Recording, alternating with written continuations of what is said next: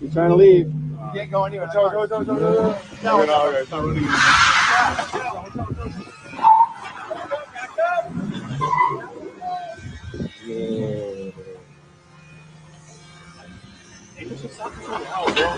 No, you fucking. I'm taking the car. Oh, and then.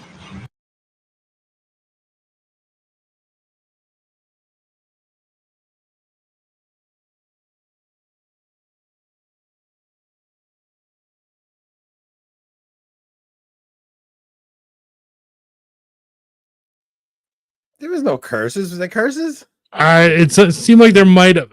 Was maybe going to be. Yeah. There's no curses. I listen to it. You can trust me. I've never failed you before, have I? Last week? Never once. Never once. The watermelon? Did you? Really? Okay, maybe that one. Did you see that woman? Only a woman could pull that off. She totals her front end, her wheels falling off, and she still manages to get out of there. Like where the hell is she going? Where's she going? I don't know, man. You women behind the wheel, you are a danger to society. I don't know how we ever gave you licenses. What an interesting day, because I had such a great conversation. I got notes from my conversation with Kale tonight, and then Michael Voris gets fired from Church Militant, and Hallow is in a whole bunch of controversy for hiring anti-Catholic and pro-abortion actors to do their prayer readings. Wow. Plus, who? You ever see the Hallow ad? Like, I know the app. Yeah, I know the app, but who are the actors? So Liam Neeson fully supported abortion in Ireland. Then there was an actual, I think it might have been a Protestant, but an violently anti-Catholic Protestant is doing some of the reads. So they're in a little bit of trouble. Plus they sponsored the World Star, because this is a serious show. Plus they sponsored Candace Owens' interview with Andrew Tate. Oh, yeah. It's like and worst of all, they have Jonathan Rumi on it too. Oh, that's right. Yeah, Rumi. If you're gonna go, I mean, I personally have a personal relationship with Jim Caviezel Jesus. I don't have a personal relationship with Jonathan Rumi Jesus. I don't know about you, Kale. Which Jesus you have a personal relationship with? Yeah, true story. I do know Jim Caviezel. Yeah, I used to live and work out in Hollywood. I don't know if you knew this or not. No, I didn't. Yeah, back in the day. And he, I've known him since before, actually, he starred in The Passion. And I knew his manager, who was a great Catholic lady, like one of these great, like old Hollywood talents. She was amazing. Gosh, what was her name? I totally forgot her name, but she was so great. And just like a real character. Anyway, I knew Jim through all of that out there, so he's a good man. The other day, I'm on the phone with I won't say who it is, but I was on the phone with no, hold on, everyone guess. It's on the because that worked so well last time, man. I was on the phone with a very well-known Catholic public figure, and while we're on the phone, we're talking about something, and all of a sudden he goes, wait, I got to call you right back, Anthony. Mel Gibson's calling. And he had to get off the phone because Mel Gibson was calling him. Oh, they got it first guess. Kim Naples. I mean, I think you do have to get off the phone at that point to take Mel Gibson's call. Just from Mel Gibson. Just saying. I think this person might be helping with the sequel to The Passion. Maybe he might be a theological, help on the film or something. So, all right. So, Kale. Quick story before we get into this. So we want to talk about the disenchantment of the modern world, because Kale and I both like two people, Paul Vanderklay and Jonathan Peugeot. We both really do enjoy their work, and they talk about a lot of how modern man doesn't understand the way spirits work. But before that, when I made my first video, and I was talking about how nervous I was, and I must have done 3 different takes before I finally put a final cut out. And I was saying on Twitter how nervous I was, and you said, Anthony, just find someone to do it with, a good pal to do it with. The first couple of episodes you'll be a little nervous, but after about 3 episodes you'll get the hang of it and you'll be comfortable, and it'll be like you don't even have to think. So that began the search for a podcast partner. Little did Rob know. Sorry, Rob. You owe me many hours of my life back, Kale. Apparently, and probably should say something. Maybe a gift card to your wife. I don't know. I just Yeah, probably. Kale, you had started one with oh man, wait, what's his name? Rod. Oh, okay. So Rod Yeah. Dreher, you and Rod Dreher were doing a podcast, right? Where did you both write? So, well, I mean, Rod, Rod and I have been friends for a really long time. Just sort of, I was one of the many guys he would like correspond with back and forth. Nothing. But my mom and dad live in Baton Rouge. That's where I grew up. I was born in New Orleans, but I grew up in Baton Rouge, Louisiana. And so when I would go back home to visit mom and dad, I would hook up with Rod. We'd go out to grab a bite to eat and a drink, that kind of stuff. And so anyway, that's how we've been friends for a really long time. And I finally prevailed upon him to do a podcast because I don't know. Do you want to know all this sort of stuff? Anyway, we did a podcast. We did it through, we started it on our own. And then like after the first episode or the second episode, his magazine, The American Conservative, was like, look, we want you to do it through us. And we were like, all right, fine. And so we started doing it through them, which was great because all I had to do was record the thing. And then they would do a quick, put the credits on it and put it out. So it was really, really nice and convenient. But then, he and that magazine parted ways. And so then our podcast just got dissolved because of that. And, he's in Budapest and, timing was difficult. And anyway, blah, blah, blah, it ended. So now I've just started to put out my own stuff. Just last week, I put something out. I've got another one coming out. I'm actually going to probably publish it tonight, but doing some more solo stuff and interview stuff. So what's the name of the channel? It's just Kale Zelden, right? Yeah, the channel. The name of my show is called The Underneath, and it's the same name as my Substack. And so I hope to, I've been trying to be regular, get some stuff out on the Substack, but also do things with the podcast, and with the idea of kind of getting to what's going on under the surface of things. It's kind of the basic idea. Yeah. So when we first played, this has really been kind of like years in the making. We've always been trying to figure out what we were going to do it about, because you and I have always gotten along. We've kind of similar senses of humor and stuff. Yeah. And as we were trying to hammer it out, you put it. So there was two things that you said. Originally, you had posted something about the stripping of the altars. Book stripping of the. I wound up buying that book. I've been reading that book. Yeah, and that book has been blowing me away. Yeah, blew me away too. Totally, same exact experience. I'm like, what? I just had totally bought the kind of the classic line on the Protestant Reformation in England, especially. So it's so wild how, because the book starts showing how organically the liturgy developed. Yeah. And you really see how there was lay participation in the development of the liturgy, that there would be these devotions that maybe small communities had that would then bloom into these festivals and feasts and things like that. And then when you see during the Reformation, what you see is actually it's the reformers are ripping away our holy days and trying to rob us of our days off and things like that. Had nothing to do with the Bible. Yeah, what was shocking to me reading that book was that I had always understood, I had sort of bought the frame, right? I had always understood that the Protestant Reformation, and of course there's a bunch of different Reformations, right? There's the one in Germany, there's the one, around, and there's the one in England. And anyway, I had sort of bought the basic line was that it was a certain kind of historical inevitability, with the publication of the Gutenberg Bible and putting the scriptures in the vernacular, that invariably Protestantism was just going to happen, and that this was some sort of bottom up thing that the people were clamoring for and wanting.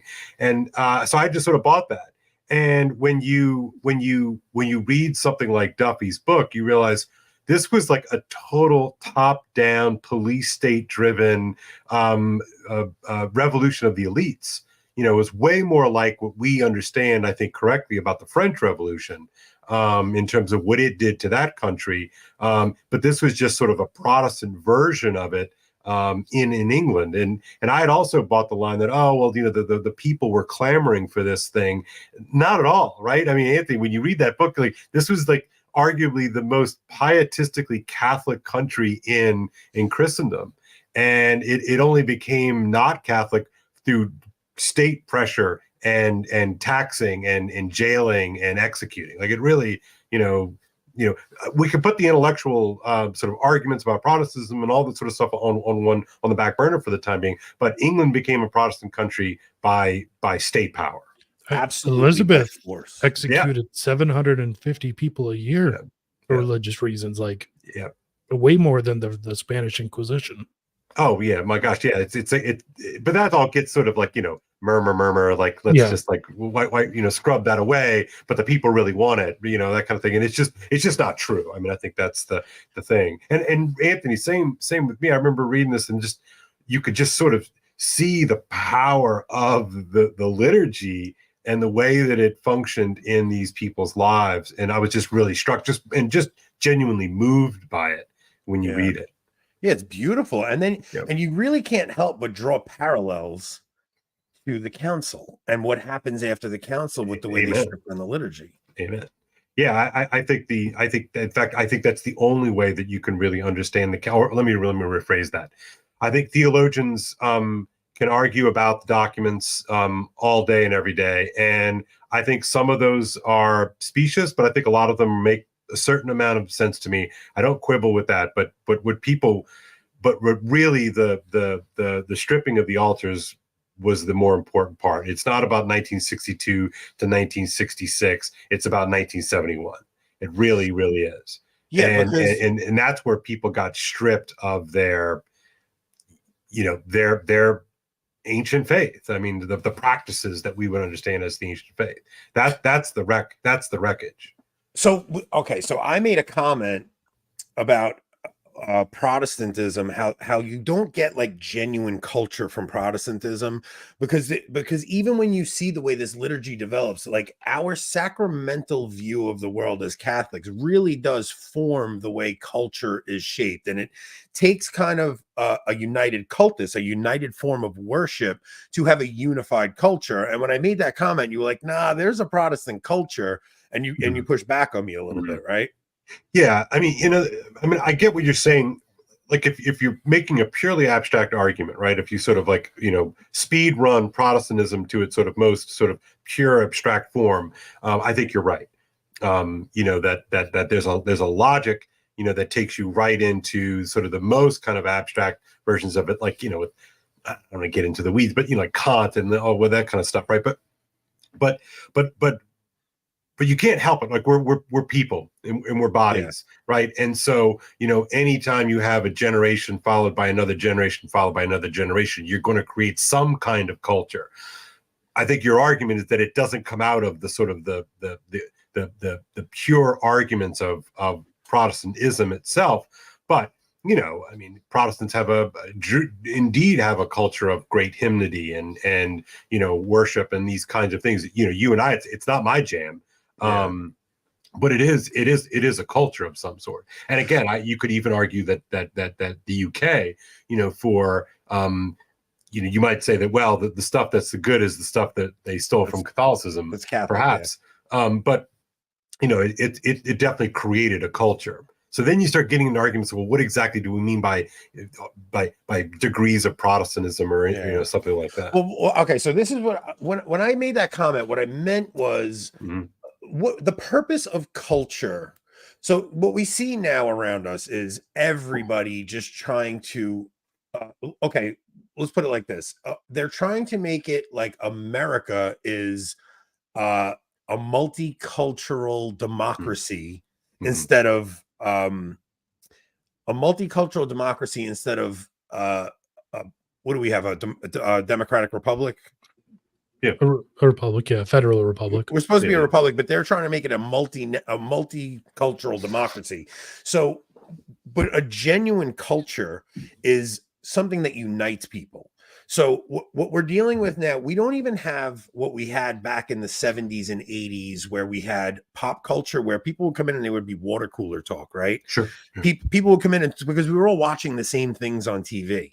There's nothing that Must See Thursday, man. It was like Seinfeld, and I mean, y'all might be too old for it. Anyway, I'm too old. No, yeah, you would. You would come in and you would talk about the Seinfeld episode from the night before, where now everything is so disjointed and separated, and there's no unified cult. There's no unified thing we worship anymore. So we're so fragmented as a society now.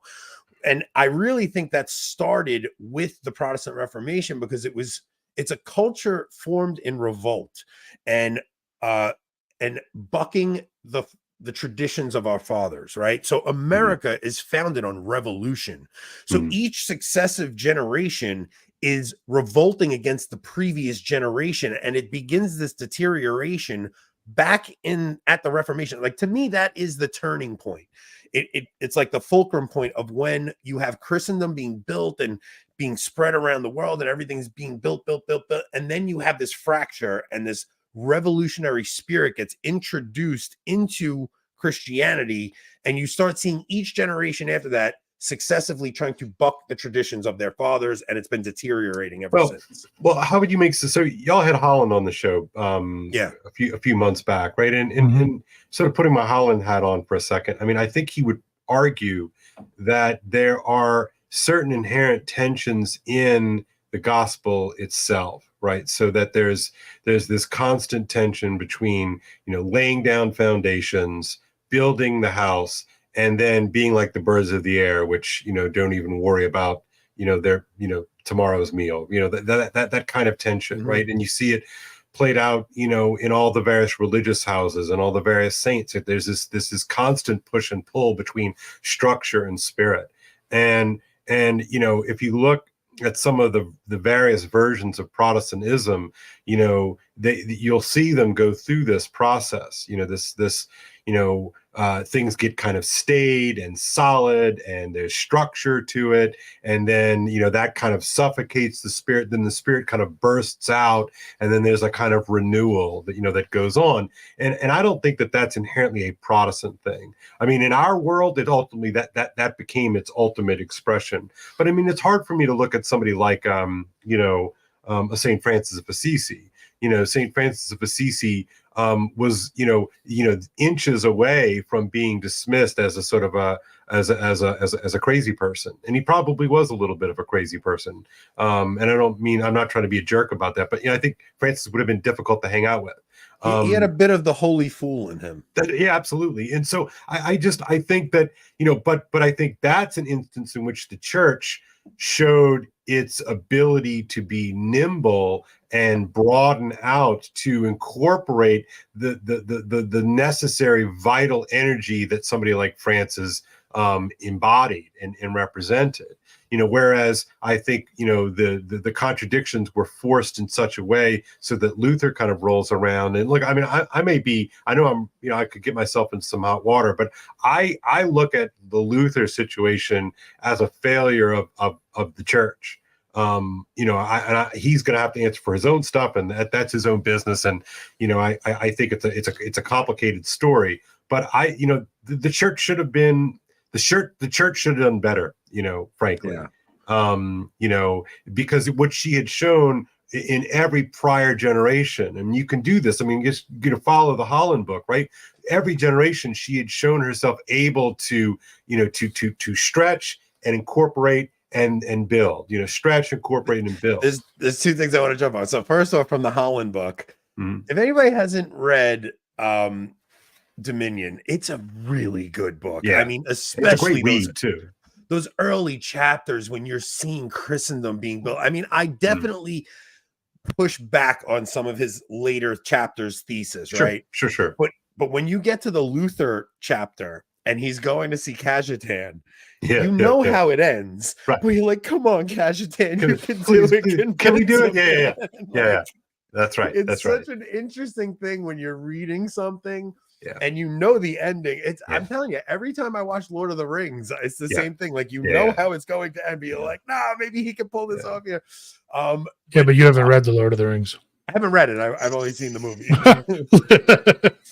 Oh man, there was another point in there that I was so what you're kind of something made me think of this. So you were talking about how the church was able to like kind of incorporate things and bend and stretch and able to pull things in.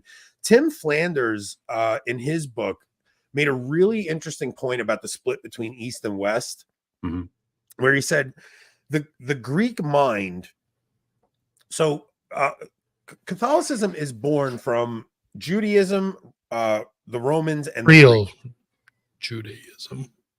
Right. Okay. Yes. So Yes. now the split Rob's between gonna these, get us in there. Yeah. so you basically you have the Greek mind, the Greek philosophical mind to start pondering these things, but you have the Roman mind, which is able to incorporate things. So basically, when It's able to Roman, organize and categorize. Yeah. It's a genius. It's a genius for structure and law. Mhm. I mean, clearly. so when the Roman Empire spreads and it takes over Greece, it doesn't force the Greeks to stop being Greek. It incorporates them in somehow. So the Greeks are still able to be Greek, even though they're part of the Roman Empire, right? So you have this Greek philosophical mind, and then you have the Roman organizational mind. And when we start getting to some of these issues, the Greek mind and the Roman incorporation, they split because of the way their minds are differently. It's a really interesting thesis that I'm forgetting because it's been a really long time since I read that book, but it was so interesting to me to see that the Greeks were just so adamant. I mean, you see, like, even when it comes down to things like the filioque, and sometimes it was a matter of a difference of a letter in a word that they would ready to just break apart from Rome over these little things, you know. But I think that's it's just part of our DNA. You know, it's an interesting French philosopher. His name is Remy Brague, and he talks about that the genius of the West is that it is eccentric. And what he means by that is exactly what you're talking about, that it has sort of three kind of geniuses that make it go around. It's not one thing, it's not two things, but it's three things. And it's, Athens, Jerusalem, and Rome. And I think that there's a real truth there. And so if you can almost kind of map, historical disasters, as an overemphasis of one to the detriment of the other two, as you trace it through history. Well, you always hear the Protestant accusation that that the Catholics changed these pagan feasts over, and it's like, we did. Yeah, we did. Right. Like, you guys don't understand the concept of proper enculturation, where you can baptize something so that you don't go in and evangelize a people, they become Catholic, and you completely rip their culture apart and force this thing upon them. No, you allow them to keep aspects of their culture while baptizing it and making it a Christian culture. That's why you have Mexican Catholicism looks different from European Catholicism, because we allowed them to keep a lot of their traditions while still they still incorporate the whole of Catholicism into their culture. Yeah, and I think Our Lady of Guadalupe is a perfect example, of that, right? I mean, she's one of them, right? Yeah. It's a real genius move, and it that's part of the sort of the radical universality of the faith. That if it is true, that this is God's creation. The first book, even prior to the book we call the Bible, the first book is the book of nature. This is what the medievals would say, right? And so we can trace and learn and encounter God through his creation. And so therefore, there are going to be elements of trace elements almost, wherever you would go. Of course, it's intermingled, it's messed, and so you have to kind of sift out what is right and what is good, and sift away what's bad. But I think that there's a real wisdom, I think, in that model, which stems, I think, from the truth of the faith. I think it's so funny because before we came on, Kale said to me, he goes, "Oh, you're probably going to lose some trag credit." You're going to lose some trag credit having me on, but I really do think people are getting what Rob and I are trying to do here. We're trying to keep the conversation open between the rad trads and the conservatives and those who just consider themselves Catholic. It's because, I mean, if people can't see that a conversation is worth having with somebody with maybe a different liturgical opinion, I mean, this conversation, it just baffles me that people think that they have to go off into these little camps. So we wanted to talk about the disenchantment of the modern world, because I think something hit me when I went on my wife and I have been doing these little weekends alone without the kids, where we go and we rent a cabin with no electricity in the middle of the woods. And It has just a wood burning stove. We find different ones in upstate New York. We like to do it in the fall. You'd be And- surprised how often Anthony can text from a cabin with no electricity. Well, we bring a battery. Batteries charger. are real, Rob. Come on. But the last one we went to was in the middle of nowhere. And when I looked up at the sky, I never saw stars like this. I mean, I went down to Arizona and was out in the middle of nowhere, and I didn't see stars like this. Wow. It was, we just sat and stared. Oh, wait, where in New York was it? Honestly, real question. Poughkeepsie, I think. I think this one was Poughkeepsie. So we've been to several places. This one, I believe, was in Poughkeepsie. So have you ever heard of the they call it the burnout district of upstate New York? No. You should look it up. It's really, it's basically where one of the major Great Awakenings happened in I believe the early part of the 19th century. But basically, like, there was this huge sort of eruption of spiritualities, and Is that the Mormonism same comes area? out of there. Yeah, Mormon, right? Yeah, Mormonism comes out of there. But it's a fascinating kind of untalked about part of American history. But anyway, it's in that region, and so I always think of that region of New York as being like close. You know, You're going to send me down another rabbit hole, because every time I talk to you, I start reading a new book. Sorry. You're going to send me down another rabbit hole, and I'm going to start researching this area. So, all right. So we were up there and looking at these stars. We both just sat there staring in wonder and looking up at the sky, and just, it just blew me away how modern technology has just taken away our ability to wonder at God's creation, because people would actually, before TV, before lights. I mean, I'm on Long Island. There's so much light pollution that you don't see stars anymore. I don't know how it is in Rhode Island, but you barely see any stars. And people would just sit out by a fire and look up at the sky and wonder. And seeing that sky would actually cause like a real spirit of awe inside of people. And we really have lost that in modern culture. Yeah.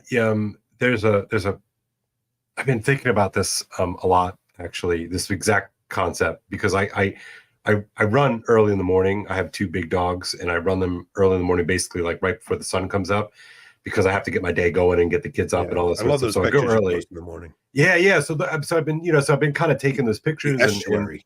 The estuary. That's right. And I've just really been struck by the night sky and just like how amazing it is, like tracking the moon and all these sort of things. And I just realized just how dislocated I am from the world that I inhabit, right? And I sort of really kind of been thinking about this. But then to your point, McLuhan, the great Catholic sort of cultural critic from the mid-century, what is it? The medium is the message, and that guy. And he has this concept that technologies extend and they amputate at the same time, right? So that we have a massive capacity extension by a light bulb, right? I mean, like it's dark out right now, and we're doing, electricity has afforded us tremendous amount of opportunities, but we rarely talk about those things that are amputated from us, right? So that what you're talking about is that because you're in Long Island and there's so much light pollution, is that you lose. What you gain is one thing, but what you lose by not having that connection to the night sky and the stars and the moon and all that sort of stuff is actually consequential. It actually kind of matters. It goes down to such a small thing, to where our ancestors knew how to make fire with 2 pieces just rubbing wood together, right? Where now we have a lighter, and you could just you light a lighter and you can get a fire. Now that's an amazing technological advance. People don't realize how significant something as simple as the lighter is, right?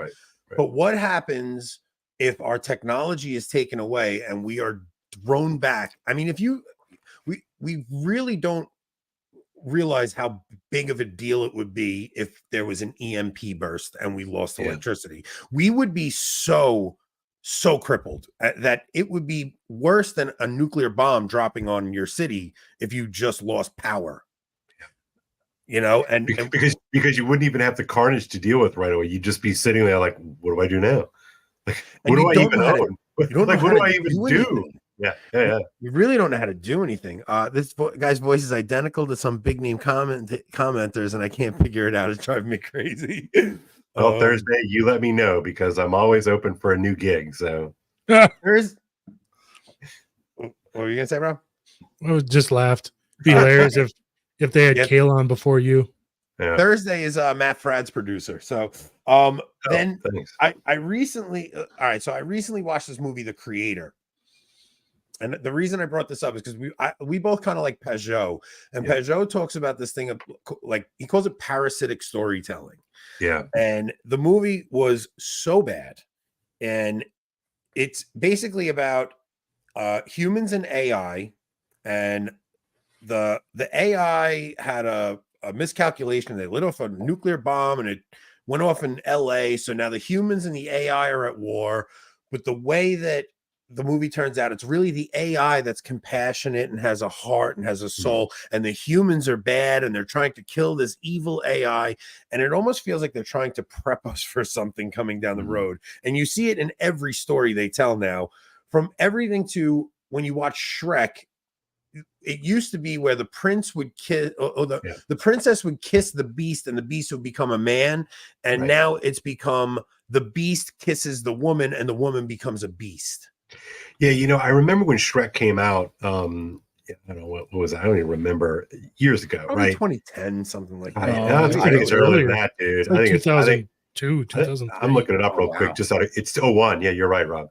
And I remember when it came out, and I thought it was clever. Like this is sort of this moment in pop culture where things sort of broke in this direction of being clever, and everything was kind of like a kind of ironic riff on received things, right? And I remember thinking it was pretty funny. And then like Shrek 2 came out, and Shrek 3, and then all the various versions, and everybody's doing the kind of like the send up, the spoof of X, Y, and Z. And I remember being kind of disturbed by this because I mean, I love a good spoof. I grew up on Saturday Night Live. I mean, I love all that kind of stuff. But there became a point where it became bigger. The spoofs became bigger than the fairy tales themselves, right? And I saw this, like, certainly like with my colleagues. I certainly saw this with kids, is that they had gotten so accustomed to spoofing the thing that they had forgotten the sacred nature of the thing itself. And I think, Anthony, you're right. I think we're living in this time where nobody even knows what we're making fun of anymore. And so that movie comes out and it's a complete joke, right? Complete joke. But I'm sorry, I didn't mean to cut you off. Yes. No, I was going to say, even a movie like How to Train Your Dragon, where they make it like it's a good concept. You're trying to train your dragon, and you can maybe look at it theologically, where you're trying to tame your demons. But by the time you get to the third movie, it becomes the dragons are the good ones and the humans are the bad ones. And even more so than that, Anthony, it's not just the humans are the bad ones, but it's the fathers, right? I mean, it's always the fathers, right? I mean, this sort of full frontal attack, a battery of attacks on the patriarchs, right? And and again, like, that's one of those things, like, a one-off here, a one-off there. Of course, like everything, you can poke fun at everything, and everything needs to have a sense of humor about itself. But it just, I mean, and I'm not like some like manosphere guy, but it's like, when's the last time you've seen, just a real honest portrayal of a father, a good father? It's like you can't have it because it's the boogeyman. The fathers are the boogeyman. Well, we're about to start reading the Lord of the Rings together, a group of us, and everybody. I haven't read the actual Lord of the Rings yet, but everybody tells me that the movie The Lord of the Rings, what is it, Aragorn? Aragorn, yeah, like he's unsure of himself, right? He's a reluctant king in the movie. I guess I'll do it. Yeah, that's the reluctant king. Whereas in the books, he's confident in his role as king, and he's not afraid. They really managed to attack every single aspect of storytelling, and I don't think people grasp how important storytelling is to our culture, right? You could see even in the American story how much World War II has shaped our modern culture. Okay, so I said the other day that if it wasn't for World War II, the Second Vatican Council would have went very differently. And I really believe that. And it's not. I agree with you. It's not just the Holocaust narrative, definitely, but there was this deep shame the church felt for not for Pius XII not coming out and making a stand against Hitler. But the reason Pius XII did that was because he thought coming out and making that stand would get more people hurt. Yeah. So he was reluctant about coming out and saying anything forceful against Hitler. Now, the church goes into the council with that attitude, and it's this apologetic, we need to make peace with the world, and they feel sorrow for this perceived guilt that they think they have, and they want to open the windows to the world and show the world we're not these archaic medieval crazies and all this stuff. And I really think it molded everything from there on. The whole world changed, and that is the narrative our country is running on since then. Our country, our church, everything. Yeah, God, it's I'm kind of I've been obsessed with the mid-century lately, really for the last couple of years, because I think you're right. So much of what we're dealing with is a direct result of things that were done, just prior to the war, during the war, and just after the war. Like, it really is such a, like, we still live in the world that they created in essence. And I don't understand. I think about the council quite a bit, and it just strikes me as so painfully naive. How can you be that? It just seems like a lot of wishful thinking. About human nature. I wonder why there wasn't more resistance from the Catholic laity. I mean, you hear about Lefebvre and you hear about these small traditionalist groups, but I mean, when I'm reading Duffy's book, I'm seeing the people having uprisings over their Latin mass. Yeah. I mean, they were ready to go to war, but the king, tricks them and he tells them, okay, we're going to make peace. And then they wind up going to war over it. Right. Now, why were the laity so easily going along? Was it because it was the Pope in stating these things, or were they just caught up in this revolutionary spirit of the time during the 60s? I really don't understand how there was no pushback from the laity on this stuff. Well, you look at, that you have to, me poking around on all this stuff, the Second Vatican Council, or the spirit of the Second Vatican Council that we, have been beaten over the head with, certainly in my lifetime, it didn't start in 1962, the need to kind of like open up to this progressive 20th century, had really been, I think you could call it a kind of world spirit that has kind of risen up. And I think that Catholics saw an opportunity, to sort of be part of that project, and you can just read the press reports, right? Opening up and all those sorts of things, which are much more difficult for me to hear now. I wonder what I would have heard if I would have been, my mom was a college freshman at Loyola University in New Orleans the year that the council started. And I always ask her about it, and she and she was a Catholic school kid. Like, I mean, she'd gone from kindergarten all the way through high school, and was, at Loyola University in New Orleans as a freshman. And, she just said that it was just so exciting, and remember, in this country, who got elected, a year and a half, before that, the first good looking, handsome Catholic president, and the Jackie O thing. I mean, I think, I always have to be sure that I remember the kind of feelings matter to people way more than like ideas. And so I think that Catholics sort of look, this is like an opportunity that I can kind of feel like part of it. I don't know. I mean, maybe that's too fuzzy for you. I don't know. What do you think of that, Anthony? I think things had deteriorated quite a bit by then already. I mean, the people coming of age in the 60s are the grandkids of the people who were in the Roaring 20s. That's right. They're grandkids of the Germans of the 20s who did, were as hedonistic as anyone up until the last few years here. So, and then they're the kids of the World War II generation, where it's the first time the U.S. military issues prophylactics to all their troops. I mean, I So think while they're I think, abroad, they could go and do what they want to do. I think Yeah, we yeah. think of the 60s as I think that's a great as the program. start of the fall, but I think Yeah, that's a you're great already point. 2 generations in at this point. Yeah, I mean, look, for the faint of heart, just read up on Weimar Germany.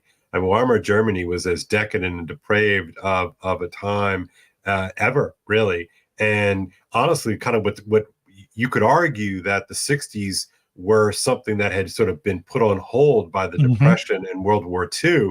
And so finally it had a kind of opportunity to sort of stretch out and be what was really kind of being laid out in the 20s and 30s. So I think you're right, Rob. I think that's a good point. That the 60s didn't start in the 60s, right? Yeah. Wow, that's interesting, Rob. I never even knew that. Yeah, because if you think about it, what were the 20s? The 20s, you have prohibition going on, and people are going to speakeasies, and Mhm. you start having women dressing a little bit like floozies Absolutely, already, and And no, the whole scene. jazz started prior to, Yeah, right prior to that's the right. 20s, and That's right. wow, man. Yeah, I guess if you go back, that really is the origins of it. So and that same time is when the Jesuits started to really go bad too, right? Mm. And some of the Yeah, you see the opening salvos of that. Yeah, no, I think that's right. And there were still plenty of amazing Jesuits, really Yes. all the way up and through the mid 60s. There were really some amazing Jesuits. But yes, I take your point. I think you're right. wow, man, we really so where do we go from here? So all right, so on your podcast that you're going to be starting to do, you want to Yeah. start talking about some of these spirits that are underneath the surface, that because there was a conversation, I think it might have been one of those biblical talks that Jordan Peterson was having with everybody. He does the Exodus, I think it was the Exodus series, maybe, or Yeah, that was his most recent. He'd done a colloquium roundtable type discussions with a number of guys on Exodus. So I think it was from there, but they were talking about anger, and the way he described anger was like anger is not something that necessarily rises up in, like, anger exists whether you exist or not, and it's almost like giving into a spirit of anger. So you have to constantly fight against giving into the spirit of anger, because that anger exists outside of you, and just seeing the way spirits are at interplay in the world, that I think modern man has completely, we're such materialists now that We really are. we Absolutely. rationalize everything, and we don't understand that there are spirits at play here that we could lose ourselves in. Is that where you're going to go with the podcast? It is. That's definitely one of the things, so I'm putting out a conversation I had with this guy. Yes. Okay. First things first. Yes. I think that spirits are the things that hide in plain sight for all of us. And most normies just refuse to acknowledge that even our language is just completely infused with, it's all spirit language or magic language. And it's just complete. I mean, I was thinking about this the other day. I was talking with my students, we talk about like, an Instagram influencer. We call an Instagram influencer someone who can make you do things. Well, like, what exactly is the mechanism of that? Right. I mean, now it's just tech, right? It's tech enabled, right? But like, to influence somebody is like, I'm not, going over here, like making you respond back to me, but I'm saying something, and right. So some kind of influence is happening. So I sense that we never acknowledge the fact that we are surrounded by spirits. And it's all right in front of us. And so I think we're breaking out of that. I think people are more apt to have a sense or an acknowledgement of spirits. But I think we've, what does Paul always say? We're caught in the iron box of modernism, right? Which is, if I can't measure it or whatnot, then it doesn't exist. And we just know that that's not true. We certainly don't live as if it's not true. And so I think that we are poised to see again something that, look, our ancient forebears had no problem acknowledging. I mean, you're talking about stripping of the altars. I mean, talk about a completely spirit-infused world. And they recognized that the liturgy, for instance, was a perfect, a necessary thing. Whereas for us, it's like the three of us do it, right? Yeah. We choose to go to mass, and we choose to raise our kids in this way. But the sad state for all of us, trads and trad adjacents alike, is that we all know that this is something we choose. Yeah. Right. And so part of our protocols, our prayers, our liturgies, both capital L and small L, are those things which we're trying to tune our receiver to catch the signal. Yeah. And talk about when we were talking about extensions and amputations. Well, I think our modern world has amputated our sense to feel the Spirit. How old are your students? So I high school students. So like 14, 15, all the way through 17 and 18. So do you see, because I mean, we're really dealing with a meaning crisis at this point, right? Mm-hmm. We're dealing with a generation of kids who's most likely their parents aren't taking them to church, aren't bringing them up in any kind of religious tradition. Mm-hmm. So you get the constantly people looking, you'll get a lot of this spiritual but not religious types. Mm-hmm. You'll get things like that. Do you see a generation of kids that are just totally lost now? Are you hopeful that something will come? Because I just see this kid stuck like this. I mean, I find myself like that. Me because too. this scared me. Okay, so after the Michael Lofton show we did, we got 500 subscribers in a week. Okay, and just the notification bell going crazy, a comment every 2 seconds. Yeah. I spent 3 days stuck in my device looking. I'm like, it was horrifying to me that I had to yesterday put the stupid phone down and just pick up the book that I was picking up, stripping of the altars, and I'm like, I need to get off this thing. And I worry so much for kids that don't have that knowledge to know you got to get out of this thing. Yeah, well, I tell my students. So I turned in my master's thesis in March of 1997. All right, in February of 1997, so about 2 weeks before I turned in my printed out copy, my 3 copies that I gave to the graduate school, I got an email address for the first time, right? So the entirety of my formal education took place prior to the internet. I didn't get my first cell phone until around, I think, 99, and then I didn't get my first smartphone until 2008, maybe 2009. Depends on if you call a BlackBerry a smartphone, but anyway, so we lived on the front end, right? And now these kids they have no memory of a world without it, right? And so I am extremely grateful that I got to be formed without it. Yeah. Right. I would be lying to you if I didn't say that I love having this in my pocket. I mean, I love having access to what I have access to in my pocket. But I tell my students, I say, look, we live in the great age of distraction, right? And I'm right there with you. I'm not talking at you. I'm talking to us, right? And I say, you have to find a way to manage your distraction. And this is a walking distraction machine. And so there are days when I literally have to take this thing and put it in the next room so that I can sit down and do the reading along with my students, because it's that powerful. It's that addictive. It's powerful that while I'm reading the book, I'm taking screenshots of quotes from it, and I have to. I know. I saw all of them. I'm going to have to do a social media detox because it's so unhealthy. It really is so unhealthy, because especially Anthony, imagine like you're a grown man, right? You've got a wife and a family and the whole bit. You've got a job, you've got this, you've got stuff going on. But imagine if you don't have anything that's not mediated through the black mirror. I mean, it's a daunting thing. And look, I've got kids, like, my daughter is a junior, my son's an 8th grader, my other daughter is a 7th grader, and like they're like right in the thick of all of it. And it's just we've been running an experiment without a control group for what, 15 years, 16, 17 years.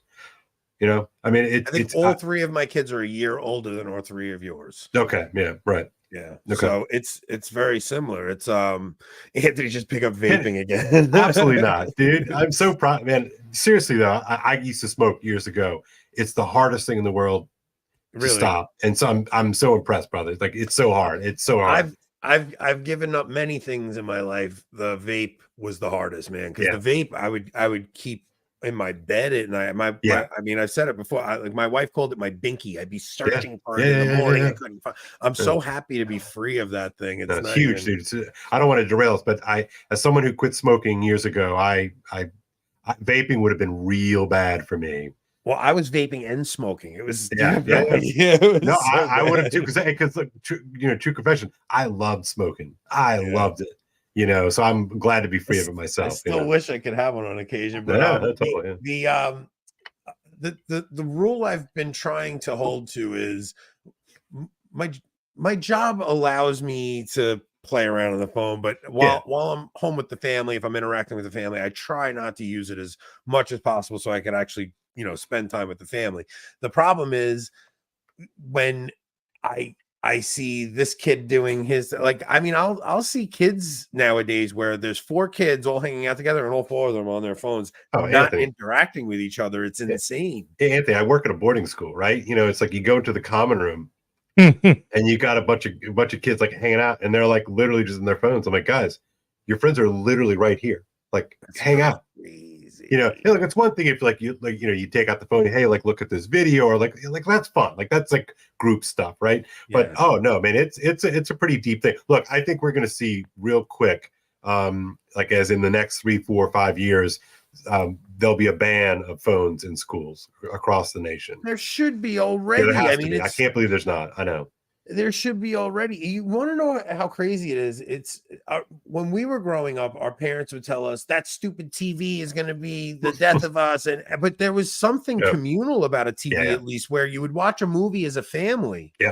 Right, where at least you're all focused on the same screen, and you could have a conversation after the movie's over and talk about the same thing. And you know who watches more TV than anyone? Oh, parents' generation. Yeah, say boomers. They're the only ones still watching cable and stuff. I mean, I don't have cable, right? I cannot tell you. When's the last time, like, seriously, like, when is the last time you just turned the TV? I don't, I watch football, not a lot anymore, but I'll throw on the game, right? In fact, the only reason I have a TV is because I like to watch a football game, right? But even that, I mean, when's the last time you just like turned on the TV? And flip channels? Never. That's what I mean. Like, I cannot even remember the last time. No, I can't remember. Commercials? So, I'm not watching commercials. Exactly. You crazy?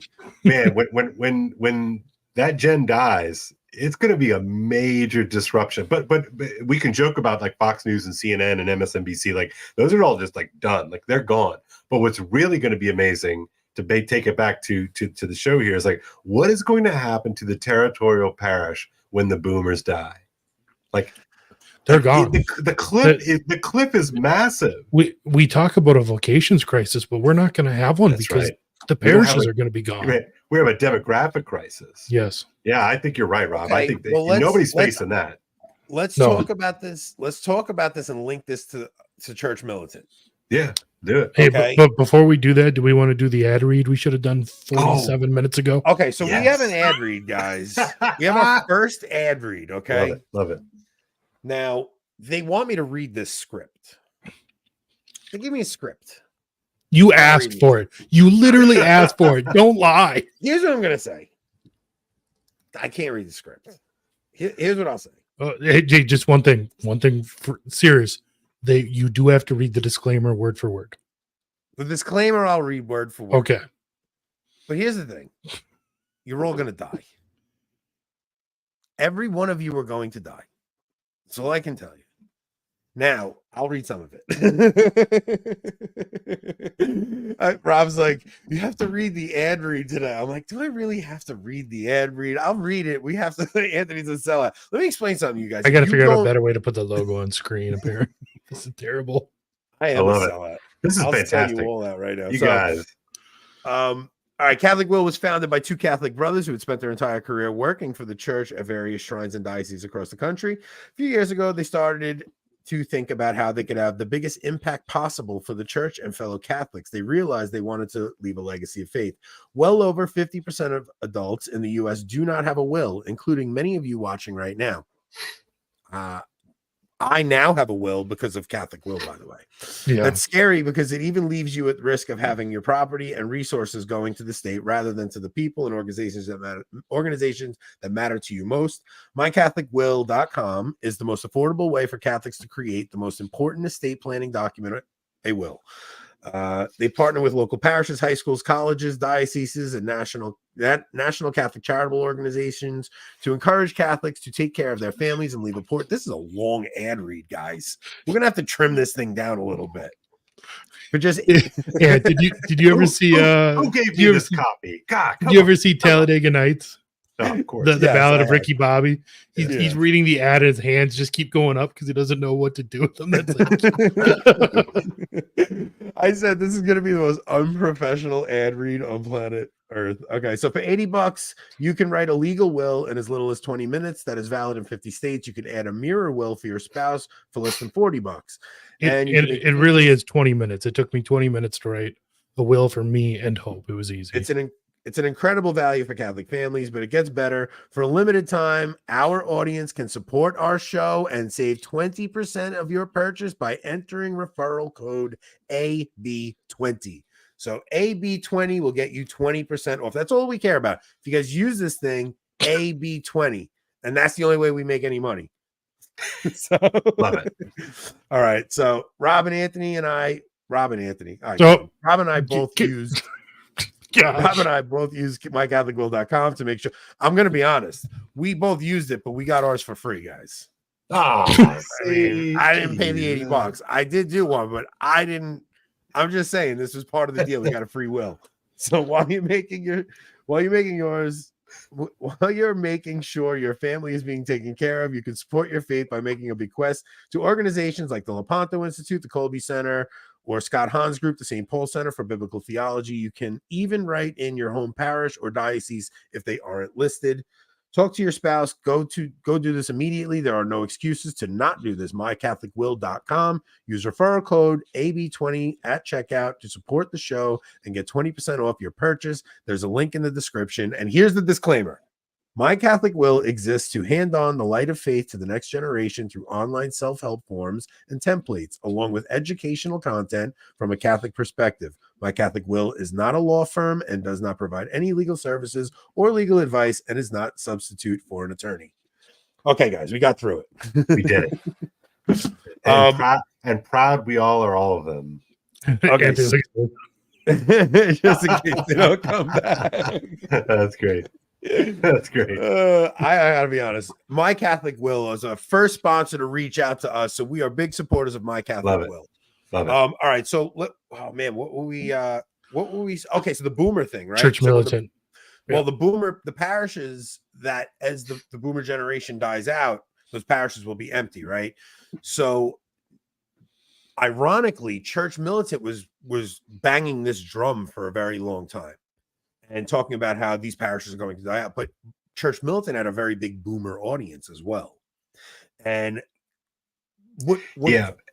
people forget, people think boomers are like, the teenagers that were at Woodstock, which they were, but there were lots of conservative boomers, and I think people forget they have this sort of mental image of a bunch of hippies. No. Boomers, anyway, sorry, I interrupted you. Yeah, most of them are. So, here's how you know.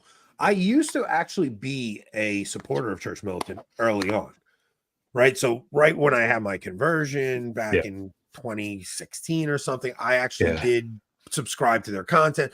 They sent me a letter about a month ago, and it sounded like something. I mean, it was such boomer letter. It's like the radical liberals are trying to take over our. I mean, it was just so. Yeah. I mean, I laughed at it. I couldn't even believe what they were sending. It was all just that liberal Democrat, that the radical Democrats are trying to take over our country, help support us, and whatever. Right. So Democrats or that cliche. It was that cliche, So somewhere along the lines, church militant decided because if you remember right when McCarrick happens, Voris had Taylor Marshall on, he has Patrick Coffin on, he had Tim Gordon. He has all of these Catholics coming on, and everybody coming on and say, you know, Michael, I think we have to admit you were right, because he was going after the bishops and all this stuff for such a long time. And finally, there was like a vindication. I think that was the zenith of church militant. They must have been in their heyday at like a point where they never thought they build a new studio. They have all this money coming in. Everything's going crazy. And somewhere along the lines, Michael decides he doesn't want to play nice with anyone anymore. Mm-hmm. And he starts trashing Taylor Marshall. He starts trashing The Remnant. He starts trashing LifeSite News. Anybody, and I don't know everybody. I remember he got into, what was the Parrot, RTF? That whole thing with RTF. Oh my gosh, like that was like what a wild, what a debacle on both their parts, though. Michael watches his Mike. I like you, but man, that was a debacle on both your parts. Oh man, Mike blocked me years ago. It's just an ugly episode to witness. And so Voris goes about this strange decision to just cut off time. I mean, I watched him go after Drew Mariani and Patrick Madrid, and I mean, he just went for everyone. It was just so crazy what he decided to do. And it really is a lesson for people, because I was saying earlier, like, I want to keep the conversation open between trads and conservatives, because I think when you start getting off into this going it alone thing and thinking you're the only organization that has anything to offer, and anybody that doesn't do it your way. Well, Rob, Anthony, sorry. I think you have to recognize there are real incentives built into building and maintaining an audience, right? And, you know, it's the same reason why, anyway. And so, you know, Voris decided that, you know, almost, what was the name of that show back in the day? You know, there can be only one. Oh, Highlander. Highlander, right? Me too. But he decided that was like, that this was the moment in which he had to flex. If you remember that show, like a couple of the good guys would sort of like band together for like hundreds of years at a time, even though they knew at some point they were going to have to fight each other, right? Yeah.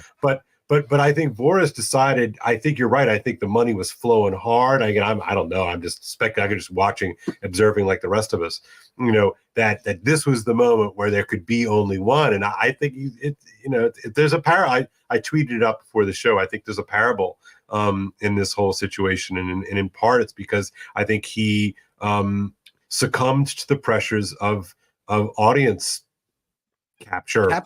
Yeah. Audience capture. You know?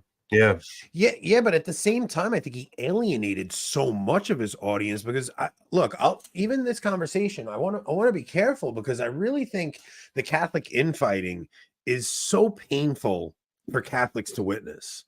It really is. Even the thing we did the other day with Lofton, it as much as a lot of people were riled up and like, yeah, finally somebody did it, it still is heartbreaking, because I kind of see myself as the average Catholic. I really do. I think I'm pretty typical of a Catholic, and where I definitely lean traditional, right? I have a hard time labeling myself like a rad trad or anything, but I definitely lean traditional. I love the traditional liturgy. I want to bring back some of these traditional customs that we had, the traditional devotions, but I still do have an affection for the Catholics I was taught the faith by, all the guys that I listened to, and I want to make sure that we're still talking to those guys. And when I start seeing an individual or an outfit starting to go after people, and I don't think Anthony's a typical Thank you, John.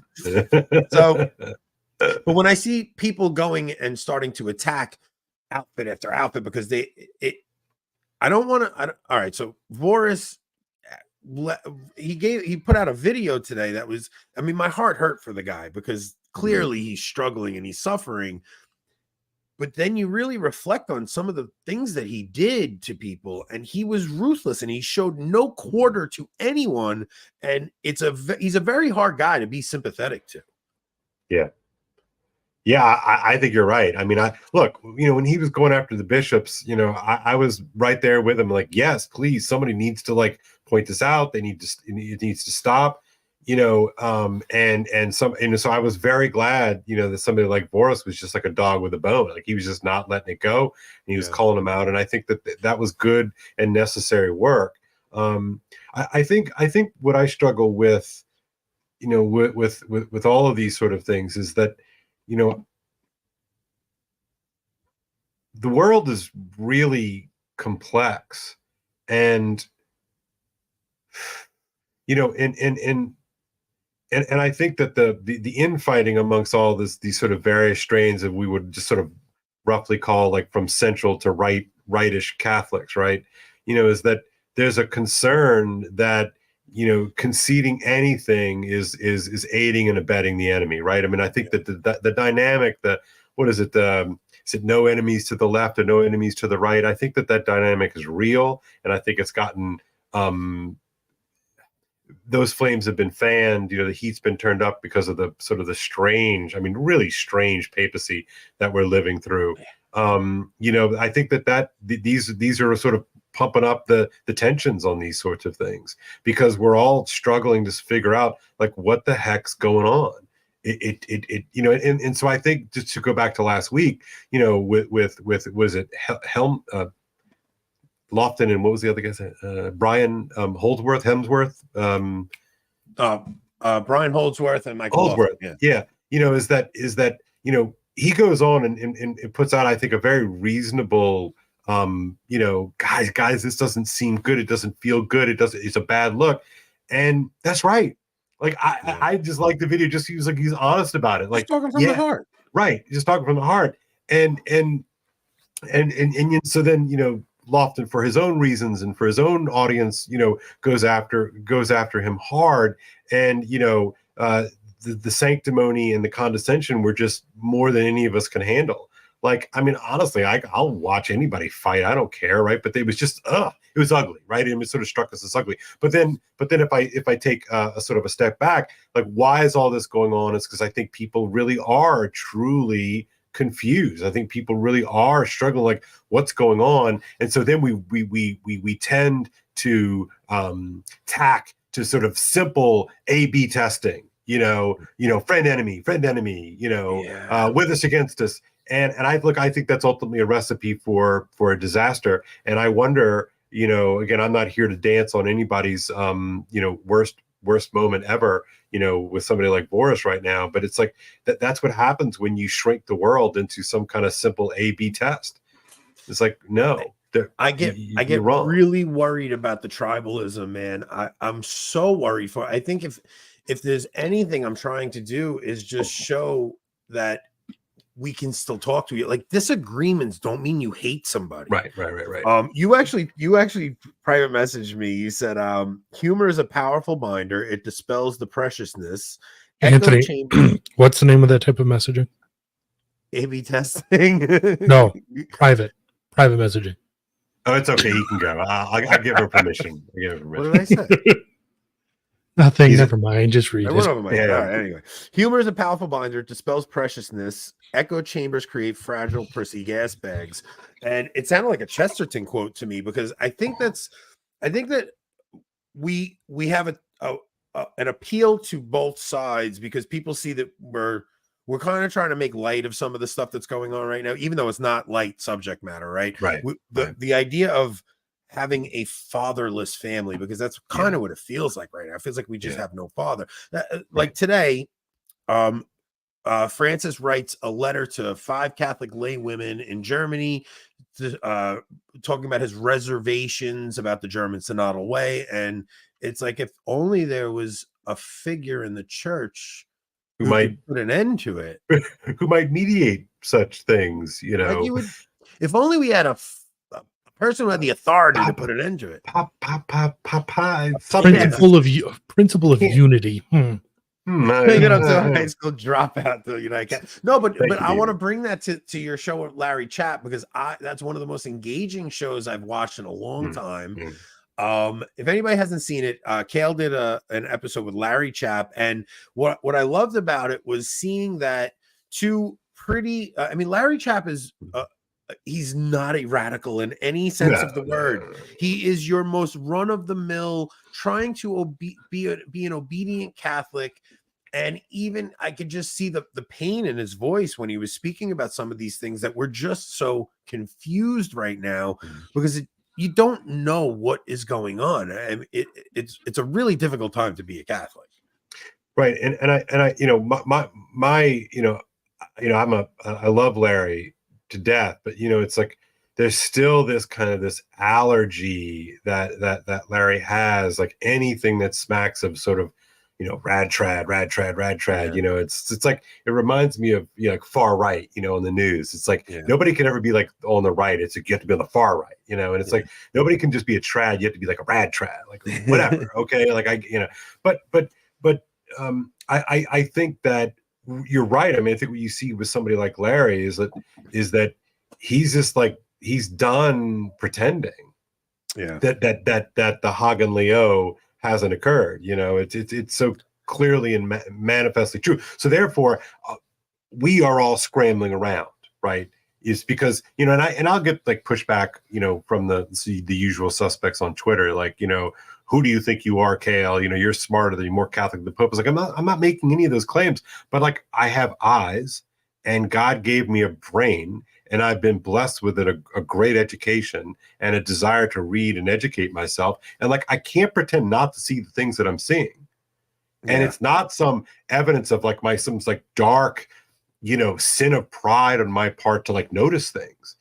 And I think what maybe this is it, Anthony. I mean, I think maybe what you and Rob are doing here is like, you're just like noticing stuff.